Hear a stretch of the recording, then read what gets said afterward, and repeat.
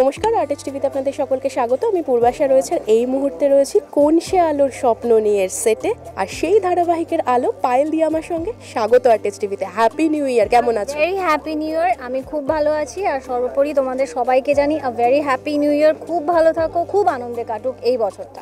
তোমার আর তথাদার যে জুটিটা, যখন তোমরা আবার একসাথে ধারাবাহিক শুরু করলে, তখনও সবার কিন্তু একটা এক্সপেকটেশন ছিল সেই পায়ে পায়ে 100 পর্ব। 100 তো একটা ম্যাজিক ফিগার, সেটাও তো একটা স্পেশাল। হ্যাঁ, 100 থেকে 1000 হোক, 1000 থেকে 2000, এরকম অনেক শূন্য শূন্য শূন্য বসুক, তার আগে একটা ডিজিট থাকুক। এটা একটা বিশাল বড় পাওনা।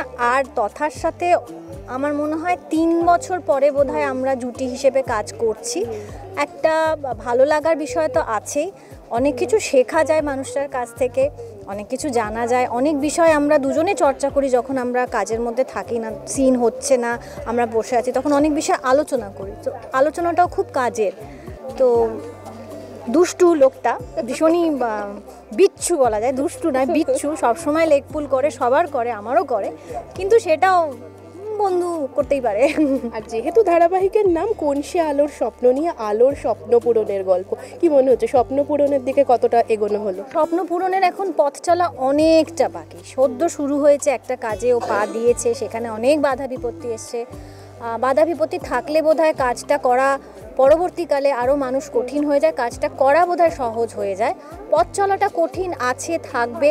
এবার কীভাবে সেই পথ চলাটা এগিয়ে যাবে সেই পথের দিকে এবং সব বাধা অতিক্রম করবে, সেটা নিয়েই কিন্তু দেখতে হবে কোন সে আলোর স্বপ্ন নিয়ে, প্রতিদিন রাত 8টায় সান বাংলার পর্দায়। একদম। আমরা শেষ করব, দর্শকদের কি বলবে? তোমরা সবাই খুব ভালো থাকুক, 2025 তোমাদের খুব ভালো কাটুক। প্রকৃতিকে ভালোবাসো, আশেপাশের মানুষকে ভালোবাসো, নিজে ভালো থাকো, পৃথিবী সুন্দর করো। একদম, থ্যাংক ইউ। ভীষণ সুন্দর কথাগুলো বললে তুমি। অনেক শুভেচ্ছা থাকলো তোমার জন্য। এরকম আরও বিভিন্ন আপডেটের জন্য অবশ্যই চোখ রাখুন আর্টিস্ট টিভি এইচডির পর্দায়।